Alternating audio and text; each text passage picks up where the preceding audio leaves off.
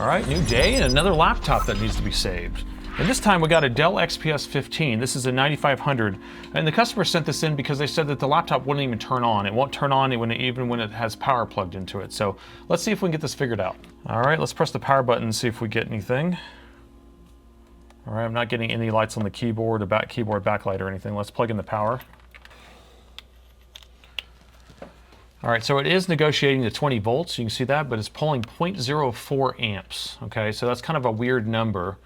We should get something more like 0.01 or 0.02, and it jumps straight up to it. So let's try that again.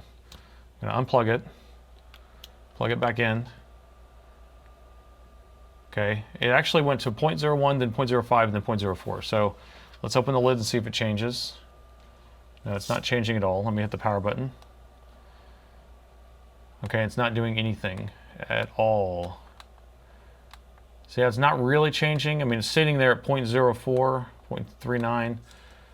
Okay, I'm gonna move to another port.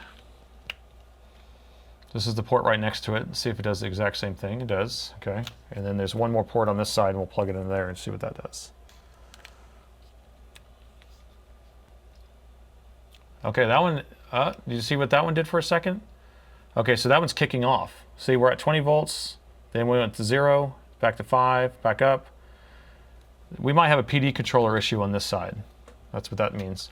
This PD controller, power delivery chip, is what's handling the negotiation. And they actually communicate together, and then they communicate with the EC chip. So if it's turning on and then kicking back off, we could have an issue with that. Yep, and here I'm just going to flip it over for good measure. Sometimes when you plug it in a different orientation, it will change. So let's see.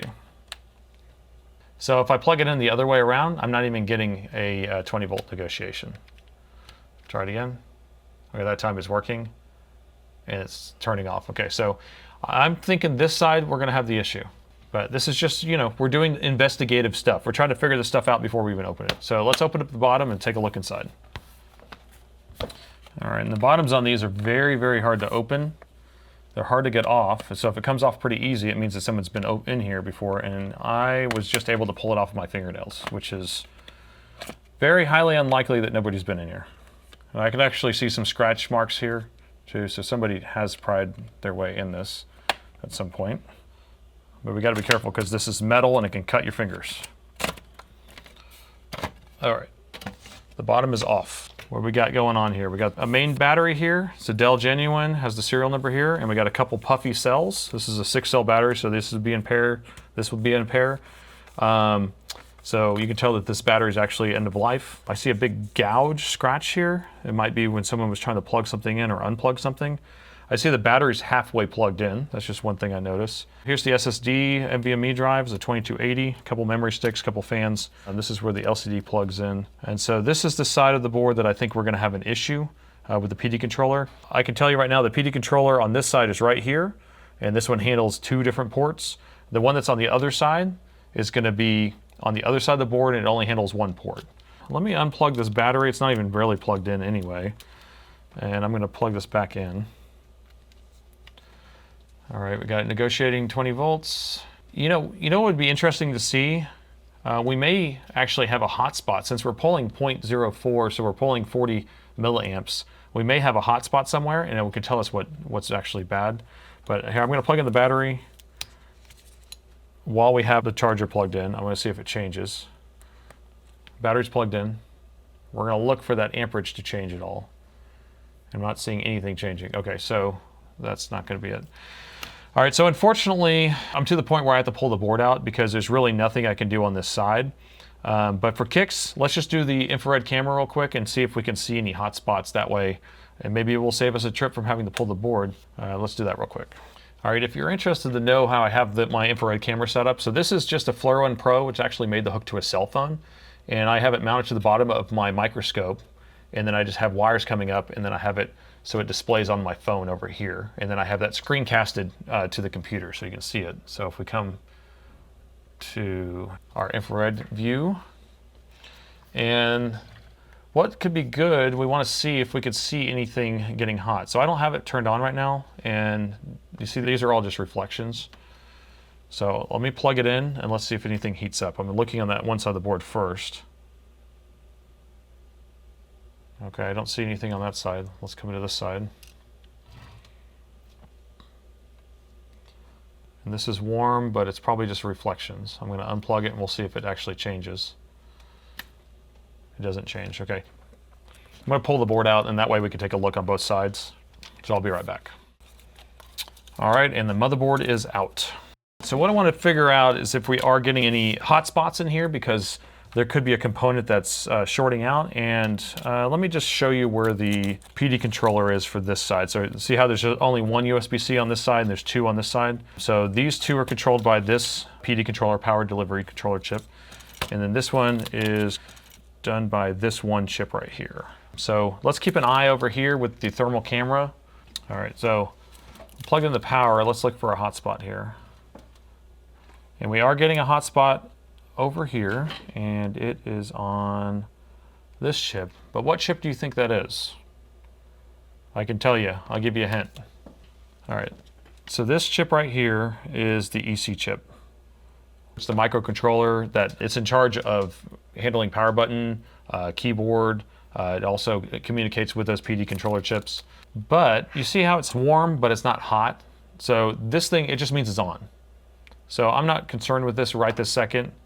It doesn't feel hot to the touch, so I'm not thinking that that's going to be an issue, but it does tell us that it is getting power. But what about over here? Is there anything underneath this? I'm just going to pull this whole sticker off.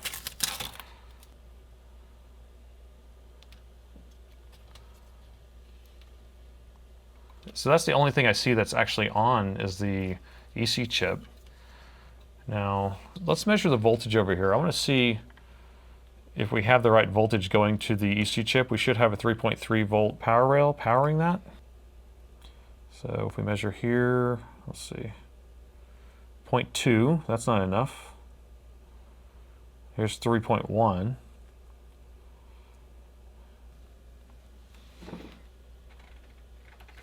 Trying to find, so we got 3.3 coming in here.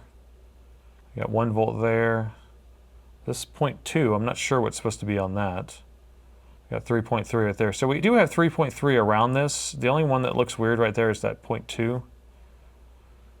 Even this diode has 3.1, and that usually ties probably to the power button when you have 3.1 volts versus 3.3.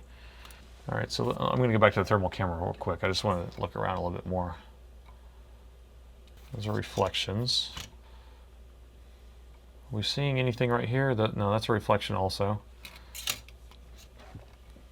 I'm going to take the heat sinks off, take the memory out. We're going to take that heat sink off. We need to kind of get this board all the way down to bare, so that way we can see if there's any hot spots in there. We may just have a bad PD controller on this one side, and we might just need to change that out. We haven't plugged in the USB-C charger into that side while we have the thermal camera up, so we're going to do that next, but I want to get a view of the entire board before we do that. Here's the chipset, and then this is the input protection circuit. This actually produces the main power rail. The main power rail in this system, I believe, is 12.6 volts. Might be 13.6, but I'm pretty sure it's 12.6 volts. So it takes 20 volts from the USB-C charger, and then it will convert it down to the 12.6, which is battery voltage on this machine. All right, we got this all the way down. Back to the thermal camera, plug it back in. We're just going to look for any hot spots. All right, we can see the chipset's coming on. All right, so here's the chipset. I'm going to unplug the power and plug the power back in. Chipset's heating up. You see that? So that's a good sign. So we have the chipset and the EC chip coming on. Those two things look good. Now we're going to plug into on the USB-C port on the other side where it would jump to 20 volts down to 0. And we're going to see if we see anything obvious. Because if it's jumping to 20 volts and then turning off, then we should have something that's telling it to shut off. Okay, that's just a reflection right there. So keep an eye out. So here's where that EC chip was, and it's not getting warm at all. About over here. Up. Okay, so we see something. It's right in this area. You see how it's pulsing up with the voltage. So I don't think it's on this side, but it might be. Let's take a look at it closer. right here. Let's put some alcohol on it and see if it evaporates. Yep, so that is this right here is what's heating up. Now the question is, what is that for? And to me, it looks like a linear voltage regulator. And a lot of times these systems use a linear voltage regulator to produce a 3.3 volt power rail instead of using a switching power supply to do that. So it will take the 20 volts and produce 3.3, and then that will power the PD controller chips. It will power the EC chip, things like that, before the switching power supplies come on. So let's measure right there and see if we see a short or anything like that. I'm going to put it in continuity mode where we touch the probes together. And we'll measure here, here, here, here. I'm not seeing a short. So let's go, I'm going to go to voltage mode, and we're going to plug in the charger again. First I'll plug it in on the side that's working fine, and I just want to see what voltages we're getting here. I got 9 volts on one side, 20 volts on the other side, and then the middle's going to be ground. And then this is going to be 3.3 and 9. So both of these are 9, ground, 20, and the 3.3. So it's producing that just fine. And is it hot? It's not getting hot at all. Okay. So now if we switch over to the other side, we'll measure here. We got 20, goes back down. What about this side? It only gets up to, no, it got to 9. Okay, what about this side? 3.3, it's fine. And 9. So why do you think this one's getting hot?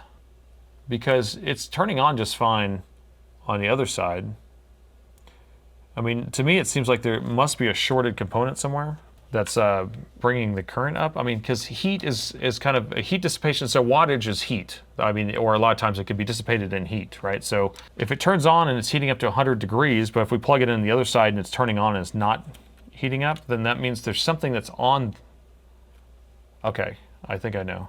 So on this one, we have these two chips right here. Each one of these is tied. One of them's tied to one port and one's tied to the other port. So when we plug in power to it, it comes here, and then this will turn on and allow the voltage to flow into the main power rail area where it produces the 12.6. Okay, so here's one and here's the other one. Well, on this side of the board, they don't have one of those over here. It's actually in the middle. It's here. Here it is. So we might have a problem in this area. So let's measure over here and see if we're seeing anything strange. Oh, interesting. So we're in the single port now. I have it plugged in on that port that's by itself, and it's staying on now.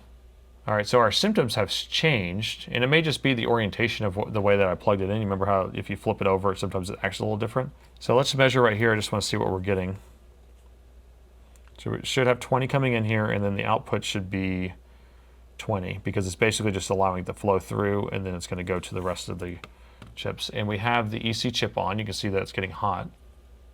And it's not getting excessively hot, although I can't tell what temperature it is, because this reflection right here, down here at the bottom, it keeps taking the temperature. I want to see see if I can point to it. No, it's not allowing me to select that temperature, but I don't think that that's too hot. I mean, we still could have a short inside of our EC chip, because I actually replaced one of these the other day because it was shorted. I'm still interested to know what we're supposed to have on this pin right here, because we only get 0.02, or no, we only have 0.3. So let me grab another board, and let's plug in another board and see what measurement we're supposed to have there. I got a bunch of test boards back here, donor boards. Some of these are working, some of these are partially working. All right, here's a 9500 that gives a blue screen of death. So we know it turns on, but it just gives a blue screen. So we know that there's an issue probably with one of the MOSFETs on the CPU or GPU, but we just want to see what voltages we're getting on over at the EC chip. And there's that capacitor we want to measure at. So I'm going to plug in the USB-C and let's measure this. You see how the EC's chip's turning on? And we're actually pulling 2 amps, so I got to hurry up. I don't want to leave it on there too long. When we're pulling 2 amps, it means the CPU is turning on. And all we're trying to do is get a measurement of voltage on here. So let me put my probe on here, and I'm ready to go. I'm plugging it in. And we're getting the same measurement there. So we know that that's not going to be an issue. I mean, we're getting a little bit higher measurement, but we know that's not going to be an issue. So Okay, and while we're at it, let's measure that other chip. Yeah, let's go ahead and measure this one also, so we can see what we're supposed to have there. Without schematics, sometimes you kind of have to work with what you have. I try to fix boards without using schematics or board views, because then I'll have to be reliant on them, and I don't want to be reliant on anything like that. So we got 9.32, 3.3, and 9.45. So we're getting the same measurements on this test board as we are on the other board. So it may be a firmware issue. Now that we're actually getting it to show correctly on when we plug in on the other port. Yeah, so I have it plugging in on the single port now, and now it's staying on. It's just sitting at 0.04. I kind of am starting to think that we are experiencing something that has to do with a firmware issue. But let's measure all of our power supplies. Let's see if we're getting the 3.3, the 5 volt. We're not going to get the 1.2 because that didn't come on yet. We did see that the PCH is coming on. And we got the 5 volt, and we got the 3.3. So unfortunately, I'm thinking we have a BIOS issue again. I keep having to do these BIOS repairs over and over again, and I don't know how many times you guys want to see this, but let's go ahead and do it. So we have our Pogo pens here. This is a 6x8 chip reader. We have a 6x8 chip, and I'll show it to you real quick.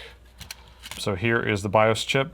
This is going to be a 25673. This is a little different chip than I'm used to them having on here. These are, I think, 256, so it's a 32 meg chip. I just need to make a little room for the Pogo pen. All right, I'm going to pull up my chip reader. Pen 1's right there, pen 1's right there. And all right, so let me hold this down. All right, so first thing I want to do is I want to detect the chip. And we're detecting it, and I already forgot what it is.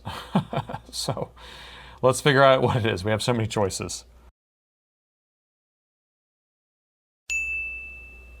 Should be this one. Select that. Let's read.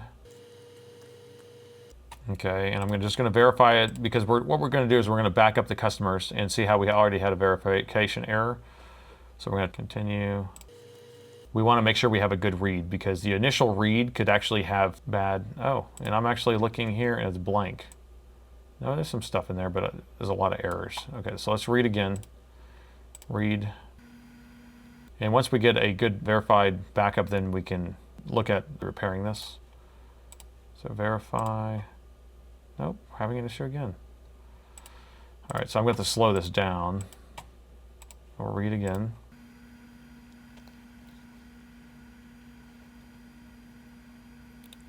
Verify. All right, yeah, so just sometimes you have to slow down how fast it's reading, especially when you use these Pogo pens, because they don't have a good enough connection.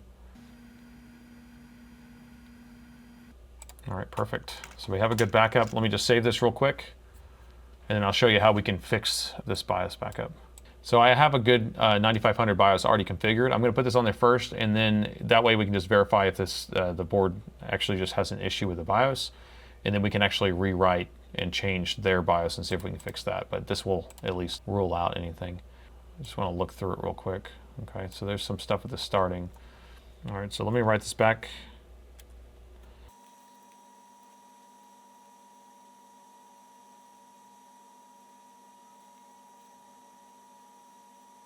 All right, it's finally writing back the file. All right, and it programmed successfully. So this is kind of the moment of truth on this, because this could fix the issue. The way the EC chip gets programmed is whenever it actually programs out a portion of the BIOS itself.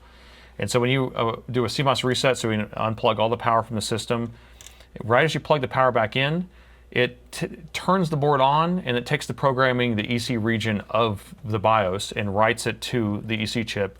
And then the EC chip starts running all of its programming, which turns on the chipset and turns on different power supplies and things like that, which was already kind of working, but it wasn't turning the board on. So the power button was doing nothing. So that part of the programming wasn't working. So hopefully this could fix it. And so all we have to do is just plug in the power, and we should see it start pulling an amp. Let's see if this works. Plugging it in, and we're pulled an amp for a second, and then turned back off. It's going to come back on. It pulled another amp, and the fan's coming on. So now it's actually turning on, it's trying to post. This ended up being a BIOS issue after all, but you see how I kind of walk through all of that? We're trying to figure out, like, is it a power delivery chip issue? We looked at thermals. We tried to see if we had any other thing pointing to a short. And it was interesting because when I plugged in this one direction, the thing would actually turn on and shut off, turn on and shut off. But that could be still due to a bad EC programming. And when I plugged it in the other way, it worked fine. And so now it looks like it's starting to power on. Let's see if it posts. Let me go ahead and install this real quick and we can test it. All right, and the motherboard's installed. So let's go ahead and test it real quick. Let's plug in the power, keep an eye on the power meter. At 20 volts. I got the Dell screen for just one moment and then it flipped back off. So I'm not sure if it's gonna post. We got the Dell screen here. Fans are coming on full blast. So the BIOS that we put on here is a brand new BIOS. It has, the service tag isn't set, so we'll have to set the service tag on it, but it's completely clean. It's one that I made a while back because I have to fix a lot of these machines, so I have a lot of BIOSes that are already ready to go and configured for each machine. So there you go. This ended up being a corrupted BIOS. It kind of was pointing to having a bad PD control at first, but then after we went through all of our testing and figured out that all the power rails were present and that we weren't having any issues or major shorted areas on the board, it did look like it was going to be a corrupted BIOS. We flashed it on there and now it's working. So if you like this video, I have a whole playlist of videos right here that you can watch. And you know, I just noticed that 95% of all my viewers are not subscribed. So make sure to subscribe and thanks for watching. I saved another laptop.